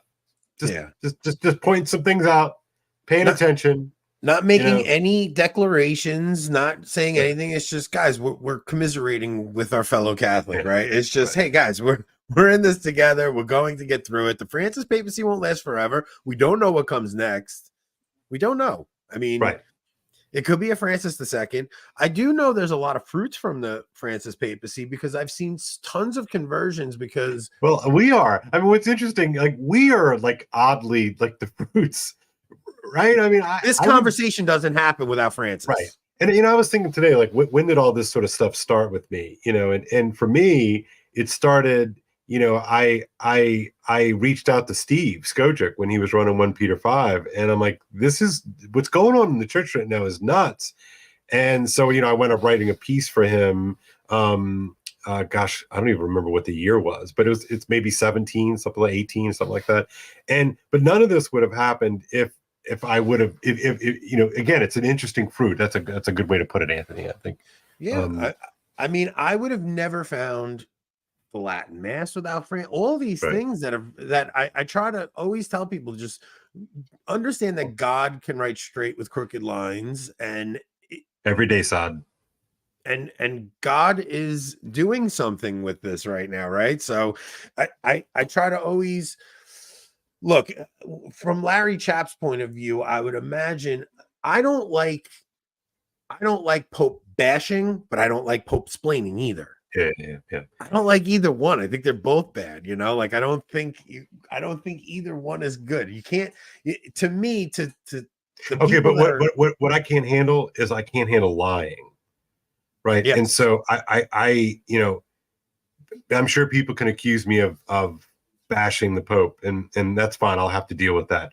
But it's like, I can't stand pretending, and I can't stand lying, and I can't stand double speak. You know, it's like, no. This is, you know, if we, you know, we believe that Jesus is the way, the truth, and the light, like, we can't mess around with that sort of stuff. And so I'm tired of saying, well, he said this, but, you know, in a certain way, if you look at it with this light or on this, it's like, just stop it right now. You're selling me something, you know, in a way that's dishonest, because you're not taking him at his word. I mean, if the guy meant the plain meaning, you know, you're just not, If the guy meant it to be taken as this orthodox interpretation, he'd have just put out an orthodox statement. He's clearly trying to muddy the waters because he wants it to be something different than just that 2 sentences that you pulled out and skipped over all the difficult parts and just pulled the 2 sentences that are very clear and make sense. You're not being honest at that point. At that point, you're just making up your own thing to keep it in the lines. The Vatican as their own press arm, they could respond to all these claims and accusations with, and yet they never do. So, yeah, I mean, like, Rob, I mean, all the Pope has to do is just like roll up to a podium, and guess who's going to listen? Everybody. It's like this. Like, I might be able to scrape together like 13 people on a day when nothing else is on TV, but the Pope, if he like goes up to a lectern, guess who's going to pay attention? Everybody's going to pay attention to. So we're left with that same question. It's like, why not? Like, is clarity bad? Like, can I get a little clarity? Like certainly, like when my own children are confused about something that I'm saying or doing, like they can ask, and they do. And so I was like, all right, kids, like let's sit down and like let's have this conversation. But and so that's where I get hung up on it, And then you have the whole coterie of people who surround it and lie on his behalf. It's too much. Yeah, so and a lot of the church militant stuff revolved around the Pope stuff too, because what do you make of that though? What do you make of that? You guys, at a certain pivotal point, and I think I know the point, but I was just curious your take. Like, church militant decided to like not consider themselves trad. That's what okay, I'm so glad you said that. Yeah, I totally this is forgot like this point, right? Yeah, I remember the day. Okay, so church militant went through this thing where they started cutting people out, and they caught so much. I think they caught so much grief from the Taylor Marshall fans and people like that, and the SSPX thing that they went after. Like that was the day. That was the day. They put their foot in the sand. Yeah, didn't Taylor like tweet something out like, guys, I went during the pandemic. I went to SSPX. Like, I'm done. That was the turning point. Yeah. So it was Taylor went to the. It was for Easter. Right, Easter, he wanted to go to an Easter That's mass, right. and that was the That's only right. one he could. That's right. So that was the digging in point, and anybody that said anything nice or didn't criticize the SSPX, Michael went to war with. Yeah, so like war. It wasn't enough to just not say anything. That's right. You had to go to war against the SSPX, or Michael would go to war with you. Yeah. So now, once he does that, now. He was always seen as a conservative Catholic, going and speaking on conservative matters and traditional matters. He talked about the traditional faith all the time. Then once he did that SSPX thing, he was caught in this position where he didn't know. It was like they lost their identity. Yeah. It was like they lost their identity. They didn't know who they were anymore. So now they're getting these wars from every single front, and they just decided, okay, you know what? We're just going to go full hermeneutic of continuity, Novus Ordo only, and anything that's even has a scent of traditionalism, we're going to fight.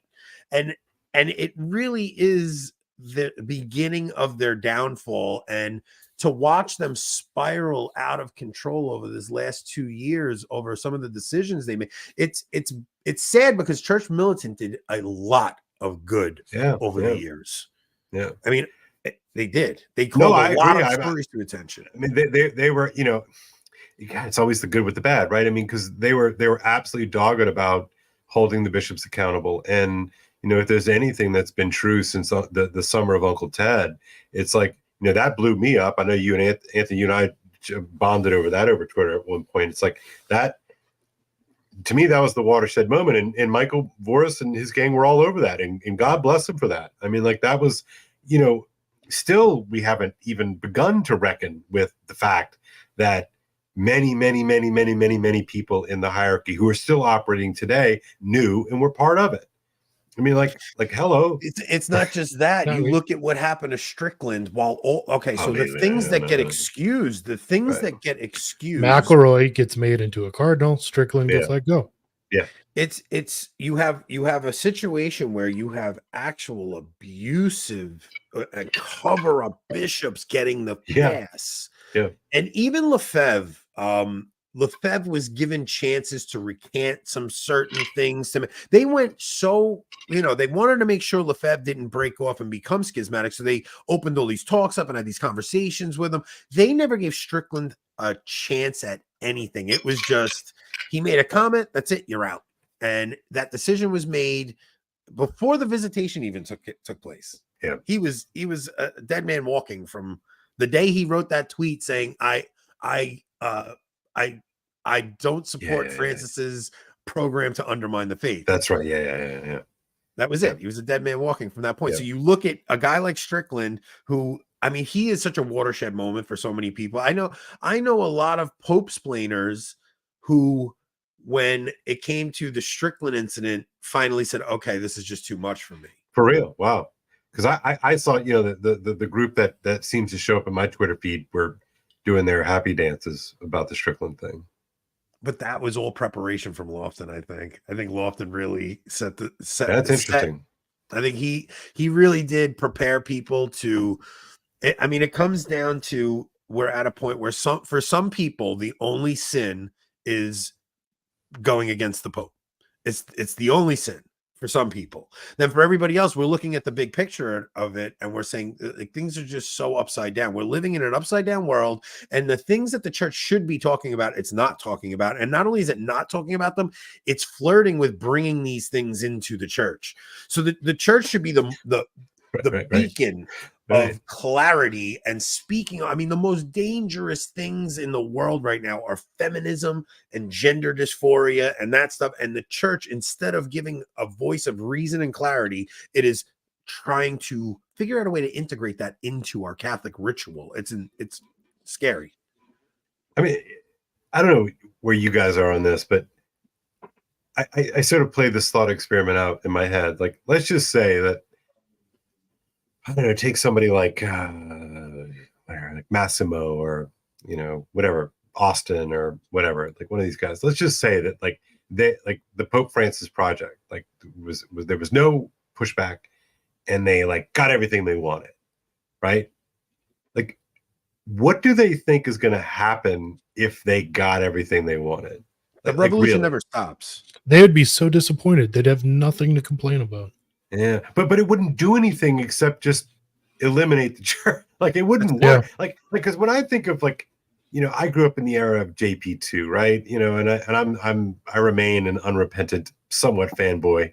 I do. I can't help it. And I have my eyes wide open, everybody, eyes wide open. But nonetheless, you know, when you encountered that, like, you had the real sense of, like, oh, like, he's really trying to inspire people, you know, to you know, with the truth of the gospel, let's say, you know, and you just sort of felt like, oh, like, this could work, right? You know, like, this actually could win hearts and minds, and, like, inspire people to be, you know, holy and go to mass and go to back to the sacraments, etc.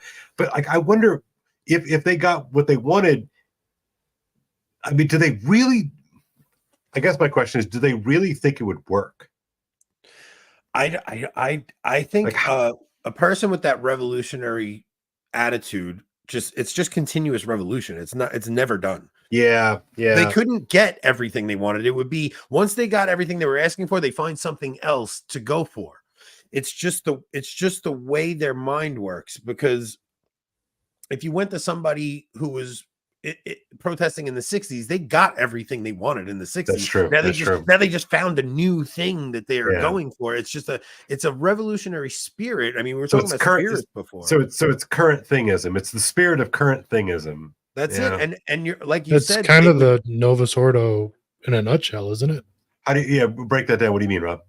The need to always adapt, right? Even though so much of the Novus Ordo is somewhat stuck in the 70s. It is, though. It's very stuck in the 70s. But now they're talking about, you know, when you hear people talk about liturgical reform, it's about updating the Novus Ordo to now, right? And that's so what. I take your point. Yeah, Rob, I remember when I was a kid, you know, so I remember overhearing conversations with, like, churchy people, like in the 80s, let's say, like mid 80s. Mm-hmm. And, like, people would actually say out loud something to this effect. Like, if the church doesn't embrace folk music, like, it'll get left behind. Like, that was kind of the tenor of the conversation. And these were earnest people. Like, they actually meant it. Like, amazing. I swear to goodness, I was there. I heard it. I was like 12, but I paid attention to these things. And so they really believed that the future of the church would be, like, kind of captured and achieved if we embraced, bad 70s music. Now, remember, this was in the 80s, and so it was already, a decade past its sell-by date, but they really kind of had this sort of earnestness that this is like folk music, some sort of weird thing. But the Novus Ordo has a sort of interestingly kind of settled down in terms of its sort of suburban banality. Like, it's no longer really trying to be, Peter, Paul, and Mary with a crucifix. It's like I don't know what it's trying to be now, but most parishes hide their felt banners now out of shame. Right. But so I'm just, so I look at all the people that were at the Synod on synodality, and everybody was there, right? This is like dork Catholic Woodstock, and you see all these people marching for women's ordination, and Catholics for choice, and like all these clowns, right? And I really what do they think they're doing? Like, I mean, maybe I'm just being too nice to them. Maybe I don't know. I think like let's just say, like, again, wave the magic wand. Let's say you get, the church to change its position. And so now we, like the Presbyterians and the Methodists and the Baptists, maybe not the Baptists, but, the Episcopalians, like we finally achieve, like, I'll tell you women what priests. I'll tell you what I think the end goal is. I think for Francis, the end goal is universal communion for everyone. Oh, that's interesting. Really? He wants universal open table. The whole fraternity project in Abu Dhabi. It does seem to lead that way. That's universal interesting. Communion with no restrictions, no talk. So then what's the church for? What's the church for then, Anthony? Human fraternity, that everyone is welcome and we all can just come and eat at the Lord's table, and it's just and we'll make heaven on earth. It's just a communal thing. There's no restrictions. Anyone can come. Now the problem with that, sorry, just time out, but and then what? Well, like what? Like, I mean, that's just what I think they want. I mean, I think that's the idea, is they just want a universe. They want a church with no condemnation. Just what they don't realize is it's just going to become an empty church, because who cares at that point? That's what I mean. I mean, that's why I'm asking. Oh, they don't think that. But Kale, you're talking about people that actually think that they're like, you're giving them so much credit, because you have to really think about how much damage has been done, and none of them put like causality to their action, right? They've destroyed so much, and people are leaving the church in droves, and none of them go, oh, wait a minute, we did this and then this happened. It's like that George Costanza line. Like, was that wrong? Oh, yes. It was all wrong. It was wrong. And you can see that just in the TLM movement amongst young people. I mean, you can what see age are we talking? What age are we talking? Because I'm an old guy. I'm 50, so. When I go to mass on a Sunday, I'm talking the parish is filled with young families with children. I'm talking, the hardest thing for me at mass is to not make funny faces at the baby. That is the challenge for me, because there are young families with little babies at mass. And so, like, mom, dad, like what, mid-20s? Is that what we're talking about? No, I would say my age. Okay. Mid-30s, something like that. And it just seems like there's this. It seems like millennials and Gen Z just want something different, and that's because the traditional mass is shockingly different from anything you'll ever experience, and it just seems like that's the only place where there's life in the church right now. I mean, like my Gen Z nieces and nephews are like, they're like totally based, they don't want any of this sort of happy clappy BS, like and it's funny, like they don't seem to be particularly political either. I think that's another misread of the Pope's planers. It's like, like full, I'm bad. Like, I'm political. Like I weighed in, and I like, I like to point things out, but my nieces and nephews, they're like, no, they just want something like weird and real. Yeah. It's punk rock. The traditional mass is punk rock. I'm telling you, it's countercultural. Mm-hmm. So there's something countercultural about it, and just like the generation before us wanted to buck their parents and go more liberal, now because it's so liberal now, the younger generation, the new generation, is going the other way. I think there's something of that to it, but it just seems like the main goal for Francis is this universal communion. But what they're not realizing is all you're going to get is Anglicanism. And look at the Anglican Church. It's completely empty. Nobody cares anymore. There's nothing salvific about it at this point. So and not just that, once you have this universal communion open to anybody with no restrictions, the amount of sacrilege that goes on there, that I mean, you're talking about the sin of Judas at that point. I mean, if we believe what we say we believe, right? I mean, I don't see how you could not have a hint of the apocalyptic in all of this. Well, that's certainly my mood lately. I mean, it all seems to be getting really weird really fast right now. In almost every, if you think of like the various things that you pay attention to, like, there's this and then there's this and there's this and there's this, like everything's crazy right now. Everywhere, in every aspect, in every part of culture and the church, everywhere. Yeah. I don't know. I'm always trying to check myself against like apocalypticism, because I definitely had that kind of part of my psyche. There was a time where I was like all like when in my early 20s, like I was like all like really into Marian apparitions and like all that sort of stuff. It was like early 20s. What year is that? So okay, well, let's see. Okay, that would have been let's see. I graduated, right? Yeah, well, I graduated college in 95. I got my master's degree in 97. So yeah, like 96, 97, 98, 99, like right around there. Yeah, that's right. Yeah. So you're looking at Y2K coming, right? Yeah. My mom was like heavy into Marian apparitions back then too. She's got the basement stocked with food because Y2K is coming. Yeah. There was a heavy apocalypticism in the air in that time period, because year 2000 was coming, and that's right. There was something significant about it. But I think the people because I went through it too. I was around 20 in the year 2000, 18 in the year 2000. So I do think there was an apocalypticism in the air at that time. And I think we got so desensitized to thinking about it at that time, and then nothing happened for another 23 years at this point. That now I went through that. The world's not going to end, but like it really does seem like things are ramping up. Well, that's what I mean. It's like I think that's well put. Like I went through that. Like I kind of thought that Y2K would be a big nothing burger. I was kind of bummed that it was not a nothing burger, TBH. But I don't know.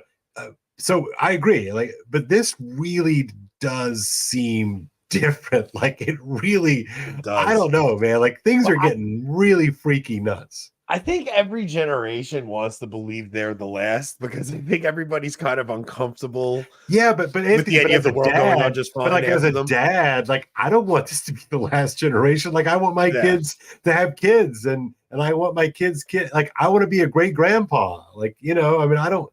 So it's not like I'm looking forward to this. Like I can't wait. Like a kind of a, I don't know, evangelical left behindism. No, but there's something exciting about living through historical events too, right? Like even during the pandemic, early on in the pandemic, it was like, oh my, like it's a weird thing about humanity where I mean, I'm in New York and I lived through 9/11. Yeah, right. As tragic and heartbreaking as that event was, there was something awe-inspiring about it. Yeah. I think that's right. It's a very strange thing about human beings where, I mean, when the tragedy hits you. Isn't this the meaning crisis? I mean, I think what you were getting at earlier about that is that, like, this is Peterson 101, right? Man is a meaning-seeking, meaning-creating being, right? So, like, without that, we're nothing. And so the meaning crisis, I think the meaning crisis hits right in the crosshairs. Yeah, I mean, look,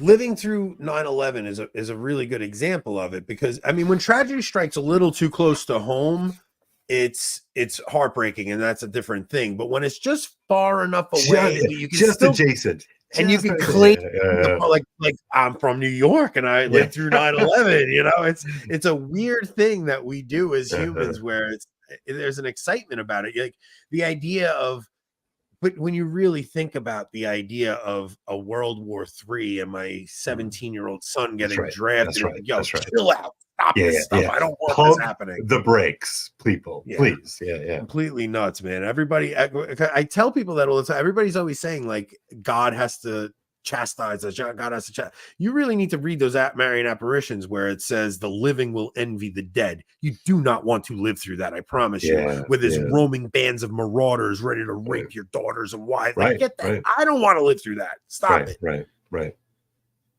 So. Yeah, should we even go over the locals today? I don't know. What are we gonna do for 20 minutes? 20 minutes is not worth it. No. So Don's gonna complain, but it's not worth it. Oh, Don, I'm so sorry, Don. Don's my Twitter bud, man. I love Don. Don is one of Don. So you know Don though, like Don actually... goes to me and Don go to the same church. Okay, cool. So I met Don because he saw me interacting with Steve Skojak once, and after mass one day he goes, "Hey, I know you're from Twitter, dude. I've seen, I've seen you interacting on with Steve Skojak." So that's how I met him. And then because we knew each other, he watched our first couple of shows, and he's kind of stuck through our growth. But he always would leave our show to go watch your show because he liked you better. And I used to be really upset with him. He did say that every time. Oh, that's so like, guys, I can't watch tonight. Kale's doing a show, and I always would get mad at him for that. Don's the man. I love Don. Hey, give me some more Don. I saw him Sunday. I saw him Sunday at mass, and he's like, finally, the Marvel universe comes together. That's right. This is the crossover we've all been waiting for. Yeah, probably just Don, but yeah, that's okay. Yeah, I know. It's like, it's like I have one real fan. I've got Don. I do appreciate that, Don. And Kennedy, I have to address Kennedy because Kennedy put out a video the other day talking about, well, I was the first one to call out Michael Lofton, and everybody gave me a hard time about it. And now Anthony and Rob go after him, and everybody's like, oh, rah, Anthony and Rob. It was the who's who of Catholic media and his chat. I'm going to tell you why that happened, Kennedy. Because when you did your Lofton video, you came out saying Michael Lofton is a danger to the church. Like it was Kennedy's real problem was Joe. You had Joe in it. That was the problem with Kennedy. Kennedy labels the video Michael Lofton is a problem, and then it was like talk about apocalypticism. Kennedy's a very masculine dude. He's pretty the big guy, yeah. Where me and Rob came on, we were making jokes the whole time, kind of making light of it. So I've been talking to man, I'm trying to put something together behind the scenes. I haven't pitched it to them yet. My show is Real Ecumenism. That's right. Real Ecumenism. Has it ever been tried yet? I don't know. Real Ecumenism. So the problem with ecumenism is it's never really been tried. It's just like communism. It's the same thing. It's just never been done right. So Kennedy called me the other day, and he was like, he threw some ideas at me about getting certain people to sit down and talk together. He's like, look, what if we had like a real round table and we got some people more on the, just regular conservative Catholics along with some traditionalists. Yeah.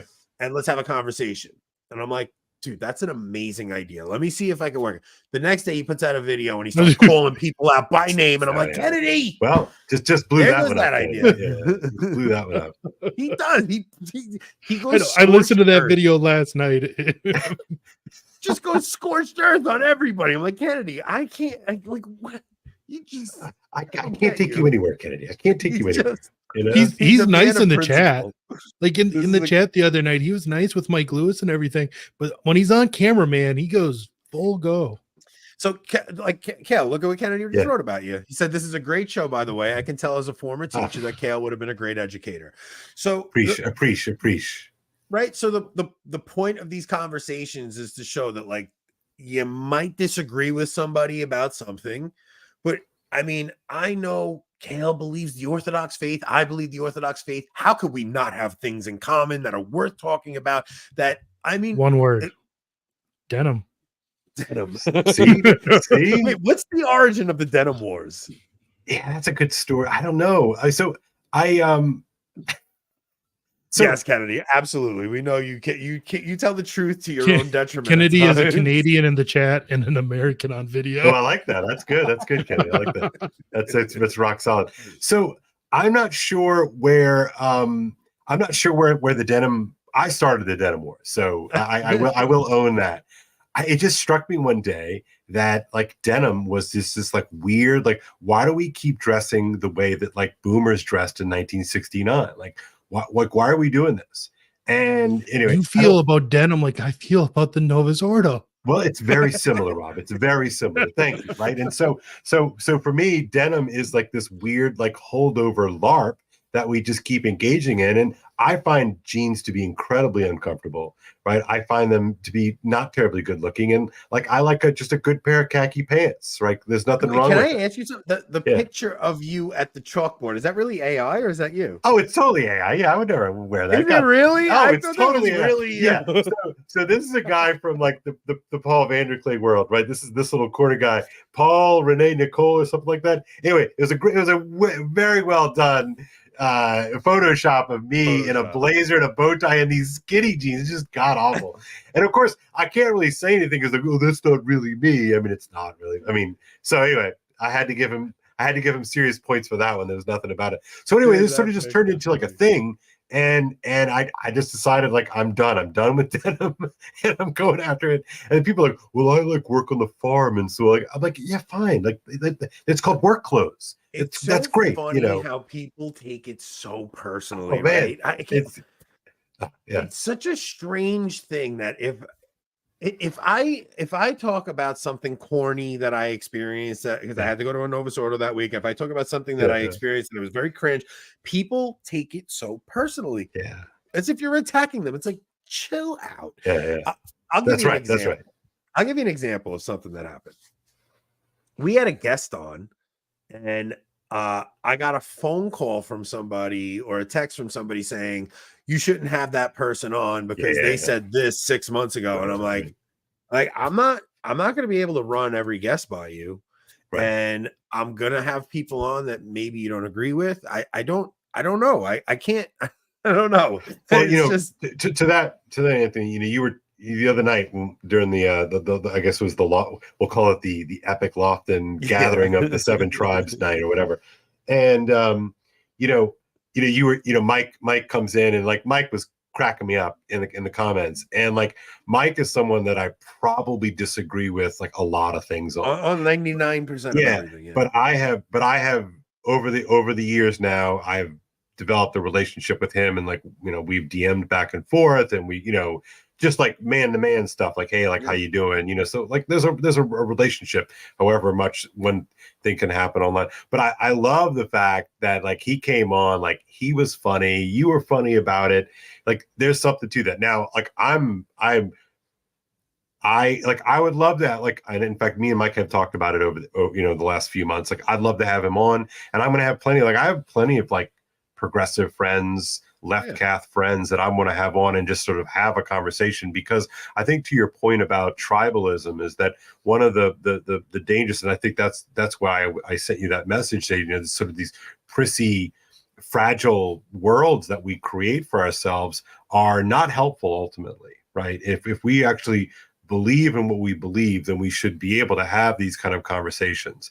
Now, some people be like, oh, well, that's just liberal, you know, that's just liberalism talking. I was like, well, you know, then fine, like call it whatever you want to call it. But I know that good conversation is always an important thing to have. And if you can't have a conversation, then you're not going to be able to like come together in any kind of meaningful capacity. Well, show them the human side of us, and that we're not a caricature that they have created in their mind, because that is what's going on. Look, even between the Democrat and Republican discourse, there's, like you were saying, democrats and maggots, they say, right? We've created a caricature of these people to the point where you're all going to Thanksgiving dinner on Thursday.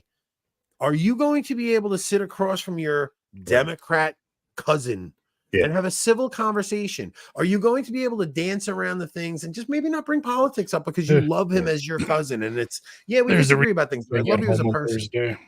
What happened? What's that, Rob? So there's a reason I'm staying at home on Thursday. See, not me. My family is very diverse, man. And the thing is, we never fight about politics on Thanksgiving. We fight about other stuff. Somebody always gets drunk and says something stupid. So Anthony, who hosts? because y'all got a bunch of people, right? So I took a bunch of people up to Pennsylvania over the in the fall. I took Rob, Enoch, Enoch came, Father Dave Nix came. A whole bunch of us went up to my uncle's house in Pennsylvania. Father Dave Nix had mass for us every day. I invited Don, he didn't come. So that's where we're going for Thanksgiving. So it's my mom's side of the family. It's my uncle's house. My uncle. So I have 4 brothers and 4 sisters. Okay. And we all have kids. So my uncle has his house, and he rented 2 houses for me and my siblings to go and there's literally 60 of us going to his house for Thanksgiving. That's great. There's going to be clashes of personalities there, and we're going to wind up playing poker, and we're going to laugh and have a good time. Yeah. No, that's great.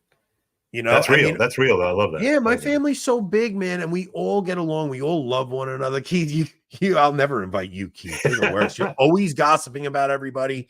Terrible person, Keith. Terrible. Making just terribly charitable videos about everyone. It's just. I said the last video. I said Keith put out such a video about like being charitable, and we shouldn't do that. I'm like, I hope Keith doesn't watch this video I'm about to do. Oh man, another person. Keith is such a good person, man. Like, I'm so glad I've been able to have conversations with some of the people I have.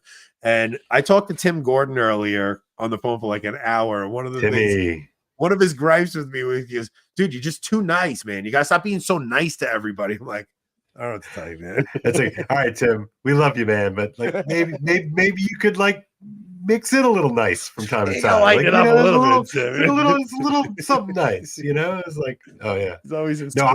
I want to get on with Tim, and I want to have a great conversation about Stranger Things, because I know he loves Stranger Things, and I'm a huge fan of Stranger Things, and so I'd love to have him on, because I think when he goes in that direction, like, he's great. Like, he's got a great mind. He's really good. He's one of the smartest people I've ever talked to. No, he's sharp. He's super sharp. That's for sure. Yeah, look, he's got a very specific niche that he goes for, and a lot of people have a hard time hearing it. I think that he's right about a lot, man. I think that people just have a hard time digesting what he's saying, and it's a difficult thing when you're dealing with sensitive topics and you're going to upset people. So, but at the same time, I want to have conversations with him too, you know, like, for sure. I mean, I'm going to tell you guys what I really want to do. Let's hear it. I haven't run it by them yet. I want to get Matt Fradd and Taylor Marshall on the same show. Oh, that'd be great. I'd watch that. Are you kidding me? Absolutely. I want to get the 2 of them on the same show, and I'm going to reach out to them and see how it goes. Look, I mean, they one of them may say no, both of them may say no, they both may say yes. The reason I think there's a shot with that is because they bumped into each other in Lourdes. They were both on a pilgrimage, and they bumped into each other. They took a picture together. I think they both know that each has goodwill, and I just think it would be an awesome conversation. I think there is a possible point of unity there that could really bring them together. And that's how much you have annoyed both of them over the last 18 months. No, but listen, here's my point. I think that there's a very strong danger in the trad sphere of separating from the communion of the church, because we get, and I'm susceptible to it as well, that you get caught in a personality cult sometimes, or sometimes you get caught on such a specific thing that you break yourself off from communion with the rest of the church. Or the tendency could go on the other direction to just brush trads off and not want them to be part of it. Right. And I think 2 guys like that, they are the 2 biggest Catholic podcasters.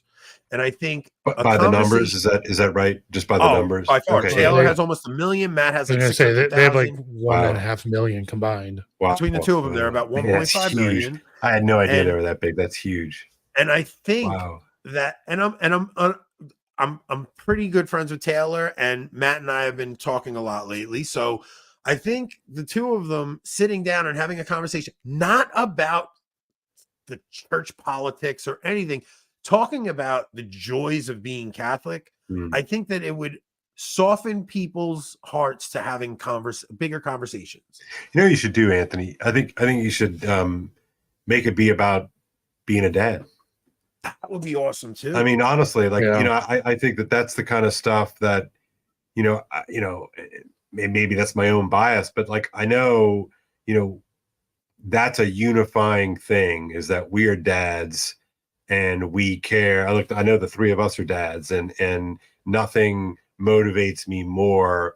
Nothing motivates me more than wanting my children to be raised in the faith and to take up that faith and to pass on that faith through their own children, right? I mean, to me, that is the thing that goes beyond, whatever we're arguing about, a synod on whatever, or Pacho, whatever, like that is the stuff that ultimately matters. And so I'd really love to hear the two of them. I mean, Taylor's got kids ranging from, college age kids all the way down to little ones. And I know Matt's got, so I know that could be a really cool, yeah, that's right, dads with webcams. Dads with webcams. I mean, right. I mean, that's the famous line, from Taylor. I mean, I think that'd be really cool. I really do. Yeah, it's just because I see the separation. It breaks my heart because I love the Catholic Church and I love my fellow Catholics, and I just want us to be a family, because that's what we are. We're a dysfunctional family, guys. I mean, it's just what we are, and you have to keep communication open. You have to have communication with your siblings. So listen, I'll reach out and we'll see how it goes. If I get shot down, I get shot down. But I have a deep love and respect for both of those men, and I really hope they're open to it. I think it would be awesome for the Catholic community, and I think that a lot of people would really appreciate something like that. So let's see how that goes. I think if everyone got together, it would be very healing. People would see each other as humans, and that's exactly it, right? We create caricatures of the other people that aren't us. They become others, and that is the scariest thing in the world. And that's why I made a point to, because you said you have a friendship with Mike Lewis, even though you disagree with him on it. I do too. It's a weird thing. Yeah. It's a very weird thing. I don't know if you guys listen to New Polity very much. Thursday. I don't listen to their webcasts, but they have some great content. Like they've had a couple of pieces that have changed my me. whole opinion on economics. Yeah, they're really amazing. I forget who it was. It might have been I forget, but there was an episode they had talking about good government, like what is, like Aristotle's different forms of government. And they talk about how good government really is groups of friends, right? And larger groups of friends coming together. And that doesn't mean you have to agree with everyone or that you even have to enjoy spending time with everyone. But I mean, we're in this together, and I think we need to really start acting like it. And we can be friendly with people we disagree with. Yeah. Especially that's Catholics. I love that. No, I think you're both right. I mean, I worry about that, like one of the reasons why I have not like sort of gone whole hog into sort of the post-liberal thing or the integralist thing and all that kind of stuff is that like I just, well, number one, I just don't think it's ultimately doable. But I mean, but I get very uncomfortable. I hate that word. I get very like nauseous. Maybe that's a better word. When people start like, well, I can't talk to her. She said this thing. Like, okay, like fine. Like I don't want to have children with her, but like like we can have a relationship and be part of a sort of a larger thing. Without running constant purity tests, like purity test. It's like it's enough. I think, but to that point, like why are we constantly running purity tests? And I think we are constantly running purity tests because Dad's not there. 100%. Yeah. Yeah, and when he is there, he does like really crazy volatile crap. We're not given limits, so we find our own. Right. So the siblings are left to sort of like duke it out, for whatever hierarchy we're fighting about that day. And Dad is either absent or he's volatile and unpredictable, and that's huge, man. I'll tell you one thing. I think that the guys that I listen to, I mean, Kennedy Hall always pops in our chat. I listen to all Kennedy stuff. I listen to all Matt stuff. Matt popped in the chat the other day. Keith Nestor is my friend. I'll check his show out. I pray the rosary with Keith and his rosary crew. I'm starting to see a camaraderie being built up again that I think was missing for a while. And I hope that we're in any way a part of bringing people to having conversations again, man. I think it's the most important thing to just sit and talk to each other. And this, Kale, 2 hours flew by, man. 2 hours? Good 2 Lord. hours Good flew Lord. by with you. We've been flirting with the idea of having this conversation for a long time.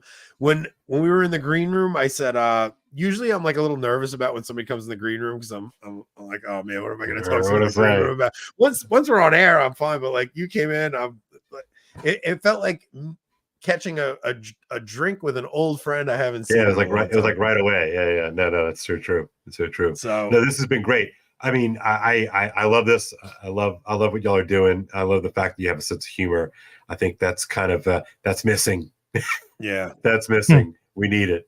Yeah, I think everybody takes themselves so seriously, man. And listen, people aren't going to like what we do.